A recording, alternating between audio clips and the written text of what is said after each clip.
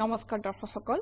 LibreOffice Writer-ত কেইবাটাও স্তম্ভৰে কেনেকৈ newsletter তৈয়াৰ কৰা হয় তাৰ কথন প্ৰশিক্ষণলৈ স্বাগতম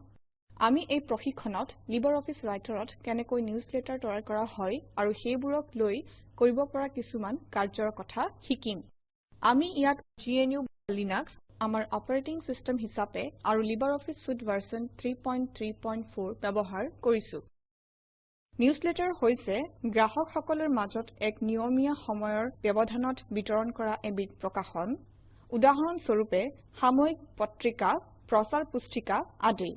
বিভাগ হিচাপে ইয়াত কেইবাটাও স্তম্ভ থাকে যিবোৰে বিভাগবোৰত থকা বিভিন্ন লিখনিবোৰ পঢ়ুৱৈক পঢ়াত সহজ কৰি দিয়ে LibreOffice Writer ব্যৱহাৰ কৰি সহজ আৰু সৰলটুকীয়া পঠনৰ বাবে নিউজলেটাৰ তৈয়াৰ কৰিব পাৰি ফাইল নিউ আৰু টেক্সট ডকুমেণ্ট অপশ্যনত ক্লিক কৰি এটা নতুন টেক্সট ডকুমেণ্ট খুলো আহক নিউজলেটাৰ নামেৰে এই ডকুমেণ্টটো সেভ কৰক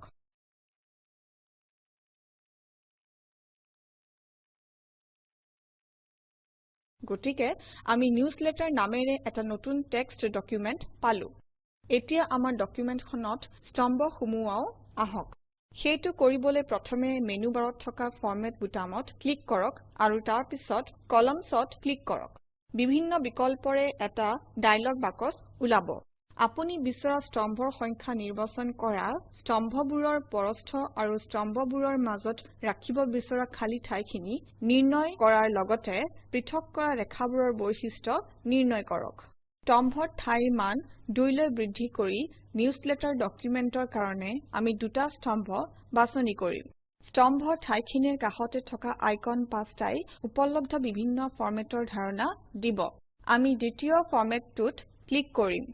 স্তম্ভবোৰৰ বৈশিষ্ট্য নিৰ্ণয় কৰা অন্যান্য মানবোৰ ডিফল্ট হিচাপে ৰাখি দিও আৰু OK বুটামত ক্লিক কৰো দেখা পাব যে টেক্সট এলেকাত দুটা স্তম্ভ ওলাইছে আমাৰ প্ৰথম স্তম্ভত এটা লেখনি লিখো আহক ফন্টৰ আকাৰ 15 দি ডাঠ আখৰত ইয়াৰ শিৰোনাম নেচাৰ বুলি দিম আৰু তাৰ তলত এই বিষয়ে এটা লেখনি লিখিম দেখা পাইছে যে লিখি গৈ প্ৰথম স্তম্ভৰ শেষ পোৱাৰ লগে লগে কাৰ্সাৰডাল নিজেই পিছৰ স্তম্ভটোলৈ গুচি গৈছে আপুনি আনকি এখন ছবিও স্তম্ভৰ ভিতৰত সুমুৱাব পাৰে আৰু স্তম্ভত ভালকৈ খাপ খোৱাকে পুনৰ আকৃতি দিব পাৰে এতিয়া অলপ ঠাই এৰি দি স্তম্ভটোত অন্য এটা লেখা লিখিব পাৰে ফন্ট সাইজ 15 দি আমি প্ৰথমে ইয়াৰ শিৰোনামটো ডাঙৰ আখৰেৰে স্পোৰ্টছ বুলি দিম আৰু তাৰ তলত লিখনিটো লিখিম গতিকে আপুনি দেখিলে যে স্তম্ভবোৰে পাঠকক ভিন লেখা পঢ়িবলৈ সুবিধা কৰি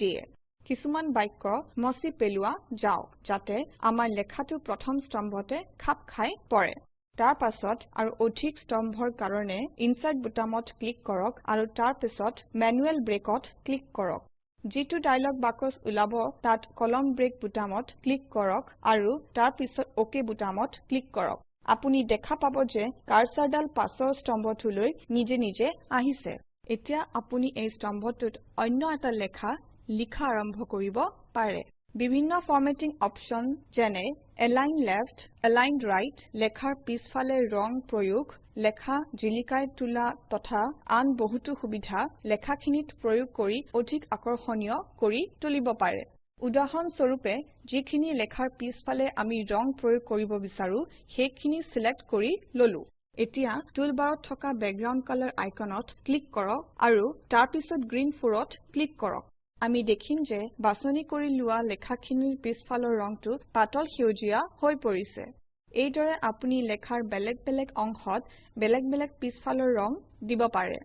ড্ৰয়িং টুলবাৰৰ টেক্সট অপশ্যনত ক্লিক কৰি আপুনি নিউজলেটাৰত বেনাৰো যোগ দিব পাৰে এতিয়া ডকুমেণ্টখনৰ লেখা নথকা কোনো এটা অংশত টেক্সট বাকচটো থওক টেক্সট বাকচটোৰ ভিতৰত আপুনি যিকোনো লেখা লিখিব পাৰে যিয়ে এখন বেনাৰ বা বিজ্ঞাপন হিচাপে কাম কৰিব গতিকে আমি অলপ লেখা লিখো যেনে This is a newsletter আপুনি লেখাটোত এফেক্টছো যোগ দিব পাৰে উদাহৰণ স্বৰূপে প্ৰথমে লেখাখিনিত সো ক্লিক কৰি ওলাই অহা মেনুখনৰ টেক্সট অপশ্যনত ক্লিক কৰক টেক্সট আৰু টেক্সট এনিমেশ্যন টেব থকা এটা ডায়লগ বাকচ ওলাই আহিব টেক্সট এনিমেশ্যন টেবত ক্লিক কৰক এই টেবৰ অধীনৰ ইফেক্টছৰ ঠাইখিনিত বিভিন্ন বিকল্প আছে নিউজলেটাৰৰ লেখাখিনি জিকমিক কৰি থকা কৰিবলৈ আমি ব্লিংক অপশ্যনটোত ক্লিক কৰিম আৰু শেষত OK বুটামত ক্লিক কৰিম আমি দেখিছো যে ডকুমেন্ট থকা This is a newsletter কথাখিনি স্থায়ী ৰূপত জিকমিক কৰি আছে একেদৰে বিভিন্ন এফেক্টছ আৰু গ্ৰাফিক্স লিখনিত দিব পাৰি এতিয়া পিছৰ পৃষ্ঠাটোত এটা নতুন লিখনি লিখিবলৈ আপুনি প্ৰথমে ইনচাৰ্ট বুটামত ক্লিক কৰিব লাগিব আৰু তাৰ পিছত মেনুৱেল ব্ৰেক অপশ্যনটোত ক্লিক কৰক ওলাই আহা ডায়লগ বাকচটোৰ পেজ ব্ৰেক বুটামত ক্লিক কৰক আৰু শেষত OK বুটামত ক্লিক কৰক দেখা পাব যে কাৰ্সাৰডাল পিছৰ পৃষ্ঠাটোলৈ আহিছে আগৰ পৃষ্ঠাটোৰ দৰেই এই পৃষ্ঠাটোতো একে স্তম্ভ সজ্জা আছে আপোনাৰ লিখনিটোৰ শব্দ সংখ্যাৰ গণনা ৰাখিবলৈ প্ৰথমতে লেখনিৰ এটা অংশ বা গোটেই ডকুমেন্টটো নিৰ্বাচন কৰক এতিয়া মেনু বাৰৰ টুলছ অপশ্যনত ক্লিক কৰক এতিয়া ড্ৰপ ডাউন মেনুখনৰ ৱৰ্ড কাউণ্ট অপশ্যনটোত ক্লিক কৰক এটা ডায়লগ বাকচ ওলাই আহিব যিটোৱে বাছনি কৰা অংশটো আৰু লগতে গোটেই ডকুমেন্টটোৰ শব্দ সংখ্যা প্ৰদৰ্শন কৰিব ই গোটেই ডকুমেন্টটো আৰু বাছনি কৰা অংশটোৰ কেৰেক্টাৰৰ সংখ্যাও দেখুৱায় ডকুমেন্ট লিখি থকাৰ লগে লগে স্বয়ংক্ৰিয়ভাৱে বানান পৰীক্ষাও কৰিব পৰা যায় টুলবাৰত থকা অটো স্পেল চেক আইকনটোত ক্লিক কৰক এতিয়া লেখনি লিখি থকাৰ সময়ত যদি কোনো বানান ভুল হয় তেতিয়া ৰাইটাৰে নিজেই এডাল ৰঙা ৰেখাৰে শব্দটোৰ তলত আঁচ মাৰি সেয়া দেখুৱাই দিয়ে উদাহৰণ হিচাপে আমি যদি কেট শব্দটো CAAT হিচাপে লিখো আৰু স্পেচ বাৰ টিপো তেনেহলে শব্দটোৰ তলত এডাল ৰঙা আঁচ দেখা পাম কিন্তু যেতিয়া আমি শব্দটো শুদ্ধ কৰি দিও ৰঙা আঁচডাল নোহোৱা হৈ যায় গতিকে আমি দেখিলো যে আগৰ প্ৰশিক্ষণসমূহত আলোচনা কৰা সকলোবোৰ ফৰমেটিং অপশ্যন নিউজলেটাৰৰ ক্ষেত্ৰত প্ৰয়োগ কৰিব পাৰি ইয়াতে আমাৰ লিবাৰঅফিছ ৰাইটাৰ সম্পৰ্কীয় প্ৰশিক্ষণৰ সামৰণি পৰিছে সংক্ষেপতে লিবাৰঅফিছ ৰাইটাৰত কেনেকৈ নিউজলেটাৰ তৈয়াৰ কৰা হয় আৰু তাত প্ৰয়োগ কৰিব পৰা কিছুমান কাৰ্যৰ বিষয়ে আমি শিকিলো তলৰ সংযোগত থকা ভিডিঅ চাওক কথন শিক্ষণ প্ৰকল্পৰ সাৰাংশ ইয়াত আছে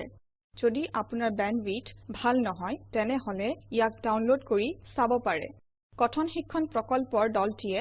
কথন শিক্ষণ সহায়িকাৰে কৰ্মশালা আদি অনুষ্ঠিত কৰে এটা অনলাইন পৰীক্ষাত উত্তীৰ্ণ হোৱা সকলক প্ৰমাণ পত্ৰ প্ৰদান কৰে